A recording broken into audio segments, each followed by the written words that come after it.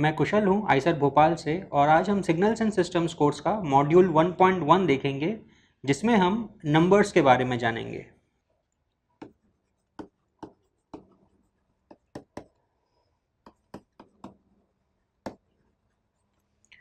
तो नंबर्स जैसा कि आप जानते हैं साइंस में बहुत ही फंडामेंटल रोल प्ले करते हैं, क्योंकि साइंस में एक बहुत इम्पॉर्टेंट स्टेप होता है जिसे हम कहते हैं मेजरमेंट। तो मेजरमेंट क्या होता है? मेजरमेंट बेसिकली होता है कि आपके आसपास जो भी हो रहा है इस संसार में, उसको आप मेजर करके उसे एक नंबर के द्वारा रिप्रेजेंट करते हैं। तो साइंस के प्रोग्रेस के लिए, किसी भी चीज़ को साइंटिफिकली रिप्रेजेंट करने के लिए जो सबसे पहला स्टेप होता है वो होता है कि उसको आप नंबर्स के द्वारा रिप्रेजेंट करें। और नंबर्स कई तरह के होते हैं, लेकिन जो सबसे बेसिक नंबर है, जो जहाँ से नंबर्स की शुरुआत हुई, उसे कहते हैं नेचुरल नंबर्स। और नेचुरल नंबर्स कहाँ से आए? नेचुरल नंबर्स आए from the concept of counting. तो ये काउंटिंग क्या होता है? काउंटिंग, जैसा कि हम सब जानते हैं, हमारे पास अगर कुछ चीज़ें रखी हुई हैं तो हम उन्हें काउंट करते हैं, 1 2 3 4। इस तरह के नंबर्स को हम कहते हैं नेचुरल नंबर्स।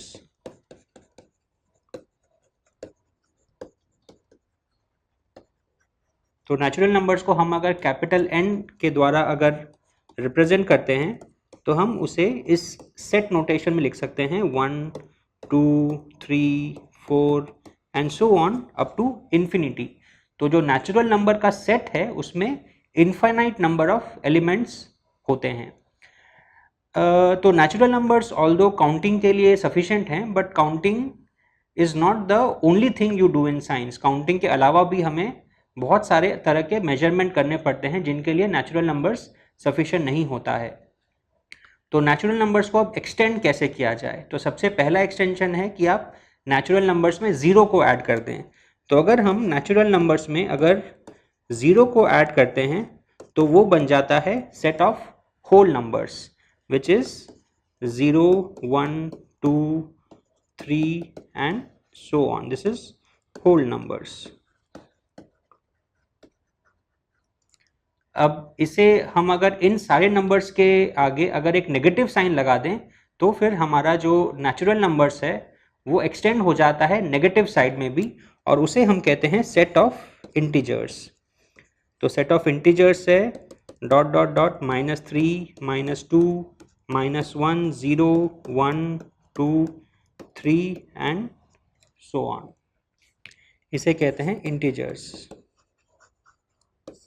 तो ये हमारे जो नंबर्स हैं integers, they are a generalization of natural numbers to the negative side.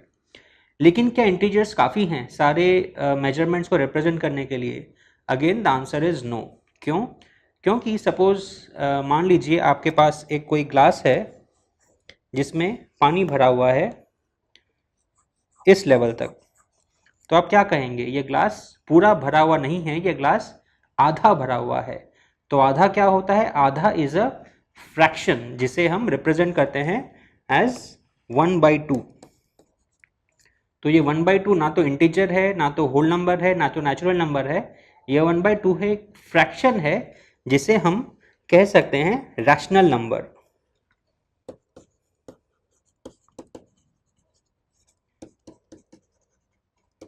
तो ये रैशनल नंबर क्या होता है? रैशनल नंबर को हम सेट कैपिटल Q के द्वारा रिप्रेजेंट करते हैं, और इसमें होते हैं सारे एलिमेंट्स जो कि P/Q के फॉर्म में होते हैं, जहां P और Q दोनों ही इंटीजर्स होते हैं।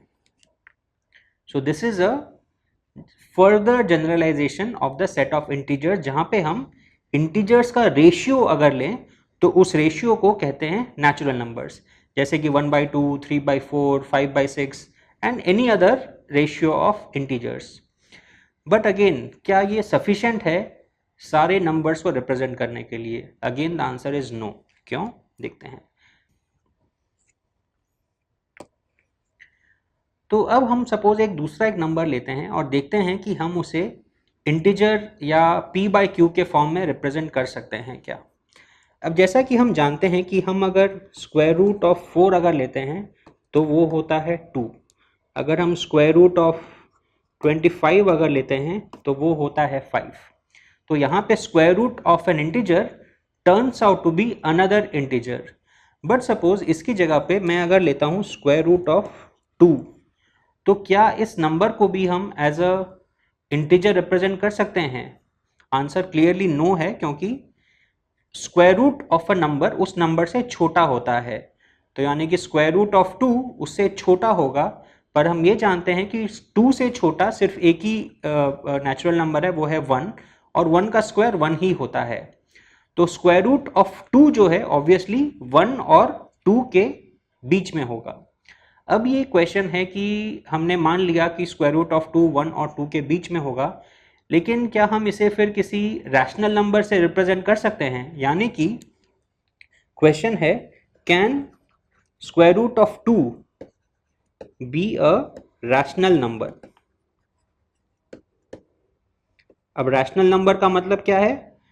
रैशनल नंबर का मतलब है कि क्या हम स्क्वायर रूट ऑफ 2 को किसी a बाई b के फॉर्म में रिप्रेजेंट कर सकते हैं क्या, where a and b are integers, या फिर we can assume them to be natural numbers, क्योंकि स्क्वायर रूट ऑफ 2 को हम पॉजिटिव अज्यूम कर सकते हैं। अब यहाँ पे एक और चीज हम अज्यूम करेंगे कि a और b आर को प्राइम्स। को प्राइम्स का मतलब क्या है कि a और b का कोई कॉमन फैक्टर नहीं है। यानी कि हम अगर हम लिखते हैं 12/9, तो यहाँ पे 12/9 को प्राइम नहीं है, क्योंकि दोनों को हम 3 से डिवाइड कर सकते हैं। तो हम अगर 3 से डिवाइड करेंगे, यहाँ पे आएगा 4 और यहाँ पे आएगा 3, यानी कि हम इसे रिप्रेजेंट कर सकते हैं एज 4/3।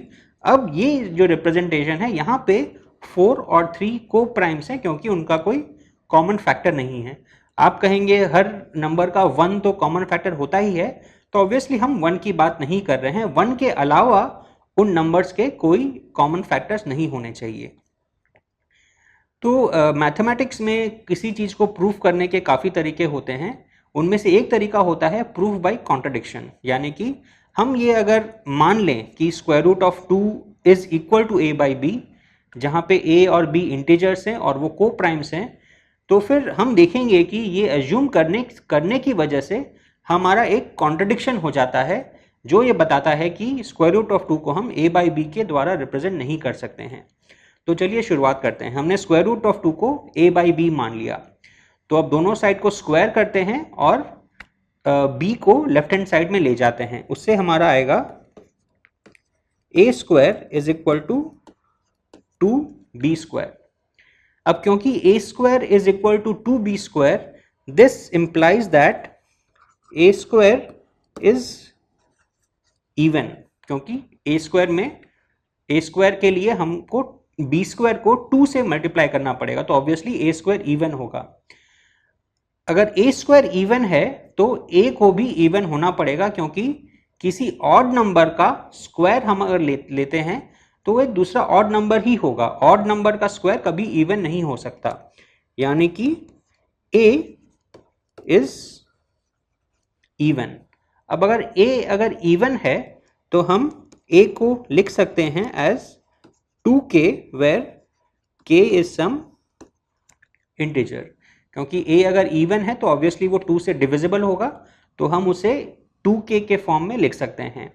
अब इस 2k को a इक्वल टू 2k को हम लेके इस इक्वेशन में सब्स्टिट्यूट करेंगे, तो हमारा लेफ्ट हैंड साइड में हमें मिलेगा 2k का होल स्क्वायर, यानी कि 4k स्क्वायर।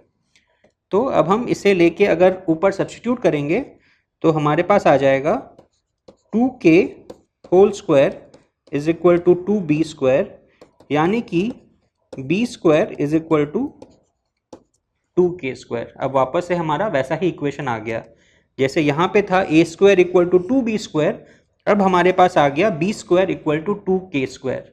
अब वही सेम लॉजिक अप्लाई करके हम ये कह सकते हैं that this implies that b square is even, which implies that b is even, क्योंकि दोबारा वैसे ही किसी ऑड नंबर का स्क्वायर इवन नहीं हो सकता। तो अगर b स्क्वायर अगर इवन है तो b को भी इवन होना पड़ेगा।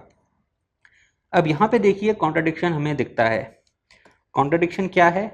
अगर a अगर इवन है यानी कि वो 2 से डिविजिबल है, अगर b भी इवन है तो वो भी 2 से डिविजिबल है, लेकिन हमने क्या एज्यूम किया था कि a और b को प्राइम्स हैं। So this is a contradiction. So this implies that both a and b are divisible by 2 और ये एक कॉन्ट्रडिक्शन है।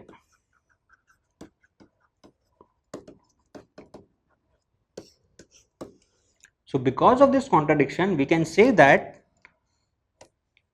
square root of 2 cannot be represented as the ratio of two co-prime integers, which means कि square root of 2 को as a number represent करने के लिए हमें रैशनल नंबर के आगे बढ़ना पड़ेगा और एक अलग तरह के नंबर्स को उसमें इंक्लूड करना पड़ेगा जिसे हम कहते हैं इरैशनल नंबर, यानी कि square root of 2 is irrational. This is a extended category of numbers. तो ये हमारे जो नंबर्स हैं, रैशनल नंबर्स और इरैशनल नंबर्स, इन दोनों को मिला के जो हमारा सेट बनता है उसे हम कहते हैं real numbers. So what is real numbers? Real numbers is equal to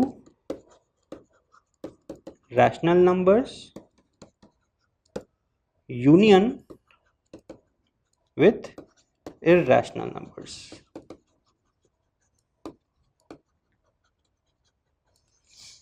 तो ऑब्वियसली रियल नंबर का जो सेट है वो रैशनल नंबर के सेट से बड़ा है।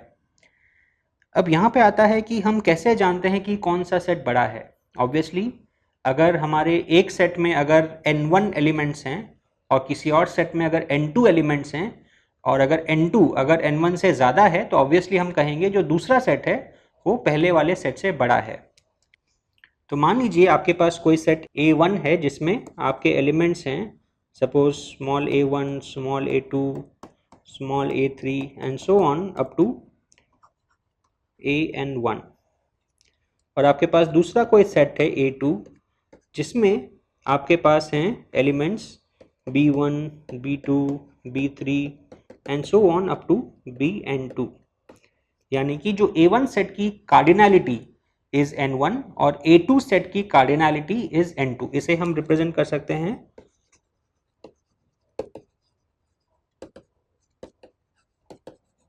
एक हैश सिंबल को यूज करके। इसके और भी कई नोटेशंस हैं बट इस वीडियो में हम ये सिंबल ये नोटेशन यूज करेंगे। और वैसे ही कार्डिनैलिटी ऑफ A2 अगर n2 है तो अगर n2 अगर n1 से बड़ा है तो हम कहेंगे कि the set A2 is bigger than set A1। तो यहाँ पे ये जो लॉजिक है ये वैलिड है अगर n1 और n2 दोनों फाइनाइट हैं ऑब्वियसली, लेकिन अगर n1 और n2 अगर इनफाइनाइट हो जाएं तब आप क्या करेंगे?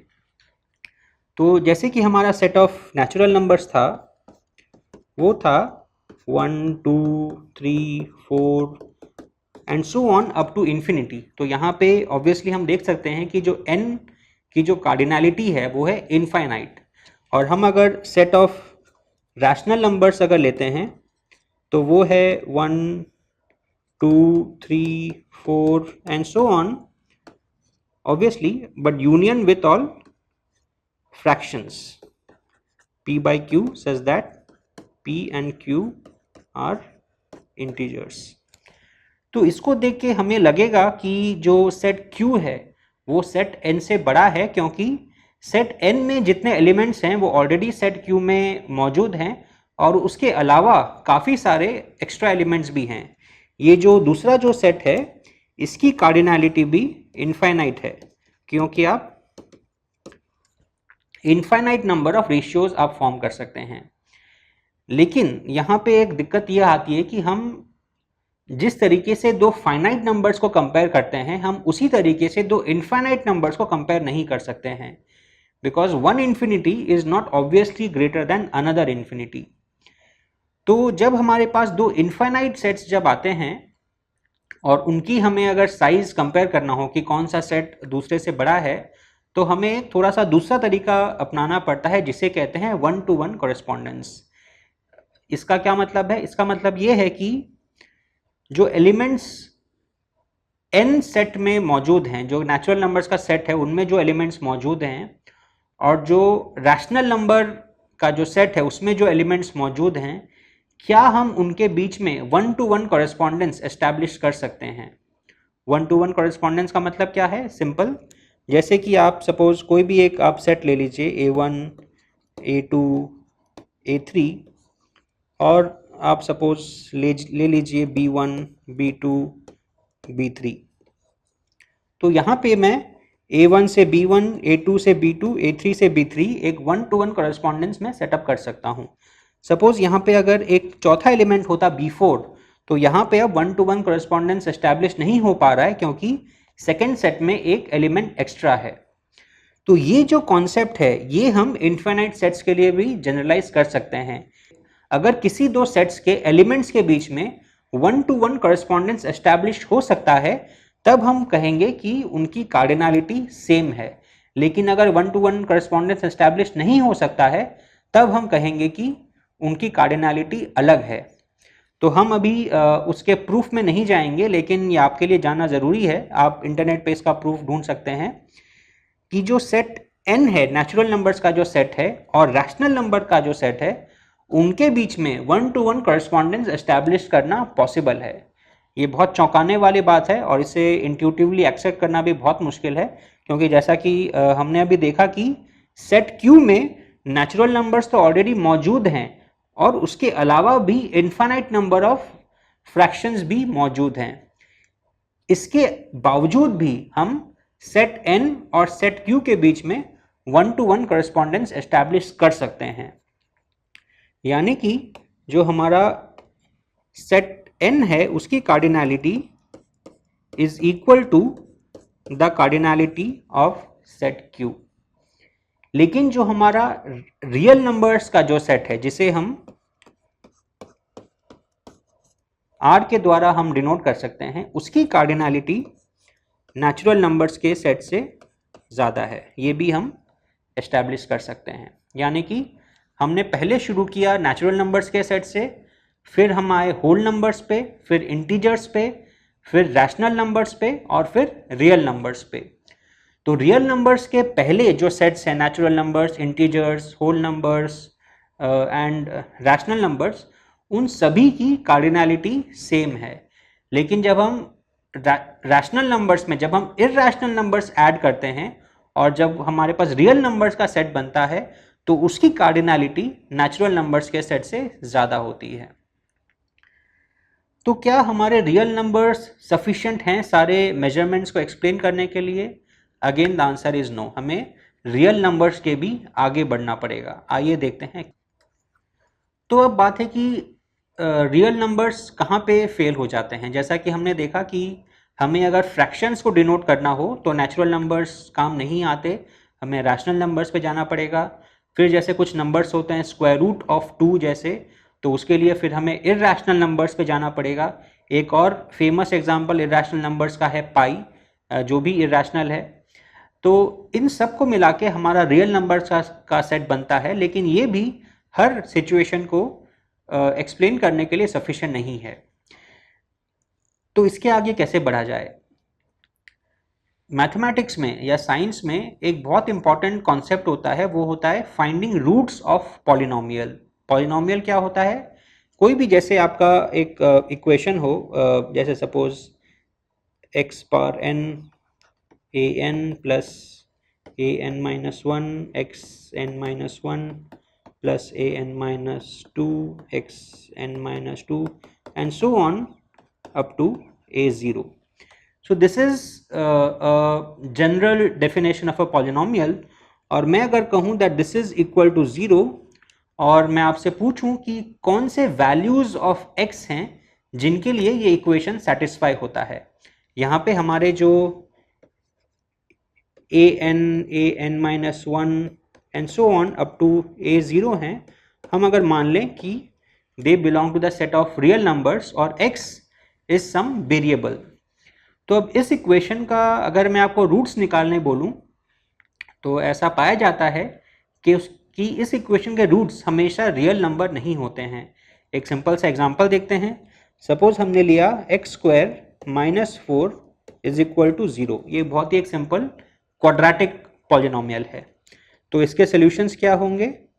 X square is equal to 4 and x is equal to square root of 4 which is equal to plus minus 2। तो हमारे पास जो पॉलिनोमियल था, ये पॉलिनोमियल हमारा सेकेंड डिग्री पॉलिनोमियल है, तो इसके दो रूट्स होने लाजमी हैं और ये दो रूट्स हैं प्लस माइनस 2। अब हम इस पॉलिनोमियल को अगर थोड़ा सा अगर चेंज कर दें, अगर एक्स स्क्वायर माइनस 4 की जगह हम लिखें x square plus 4 is equal to 0, तो अब क्या होगा? अब this will become x square is equal to minus 4 which is x is equal to square root of minus 4। अब इसका रियल नंबर में कोई सोल्यूशन नहीं है, क्योंकि आप किसी भी रियल नंबर को अगर स्क्वायर करेंगे तो वो पॉजिटिव ही रहता है, वो कभी नेगेटिव नहीं हो सकता है। तो इस लिमिटेशन की वजह से कि कुछ पॉलिनोमियल्स के रूट्स रियल नंबर नहीं होते हैं, हमें रियल नंबर का सेट को आगे और एक्सटेंड करना पड़ेगा और फिर हम आते हैं कॉम्प्लेक्स नंबर्स पे। तो कॉम्प्लेक्स नंबर्स कहाँ से आते हैं? इस स्क्वायर रूट को हम लिख सकते हैं square root of minus 1 into square root of 4। तो स्क्वायर रूट ऑफ 4 जो है वो तो प्लस माइनस 2 हो जाएगा, और ये जो स्क्वायर रूट ऑफ माइनस 1 है इसे हम डिनोट करते हैं j के द्वारा। काफ़ी सारे बुक्स में इसे i के द्वारा भी डिनोट किया जाता है, बट इस कोर्स में हम j नोटेशन का इस्तेमाल करेंगे। तो ये जो j है इसे कहते हैं इमेजिनरी नंबर।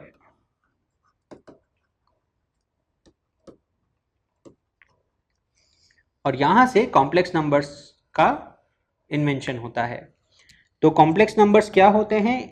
हम अगर कोई भी दो रियल नंबर्स लें और हम उन्हें इस j के माध्यम से रिप्रेजेंट करें तो वो बन जाता है कॉम्प्लेक्स नंबर्स। यानी कि complex number is set of numbers of the form a plus jb where a and b are real numbers।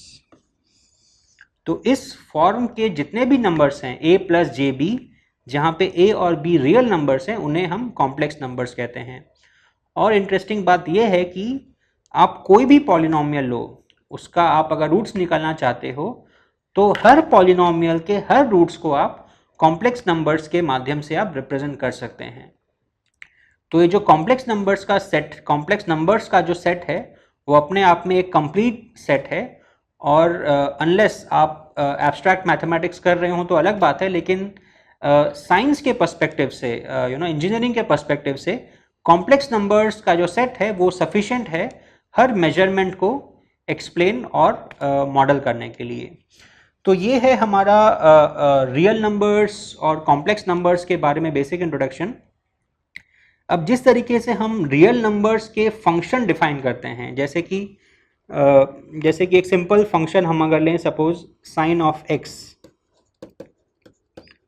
ये एक बहुत ही सिंपल फंक्शन है, और सपोज हम बोल दें x is equal to 90 degrees, तो यानी कि साइन ऑफ 90 डिग्री जैसा कि हम जानते हैं विल बी इक्वल टू 1, और 90 इज अ रियल नंबर। इसी तरीके से आप कॉम्प्लेक्स नंबर्स का भी फंक्शन डिफाइन कर सकते हैं, यानी कि साइन ऑफ एक्स में एक्स रियल होने के बजाय कॉम्प्लेक्स भी हो सकता है, यानी कि हम sine of A plus J B भी डिफाइन कर सकते हैं और उसकी वैल्यू भी कैलकुलेट कर सकते हैं, जो कि हम नेक्स्ट मॉड्यूल में सीखेंगे। Thank you.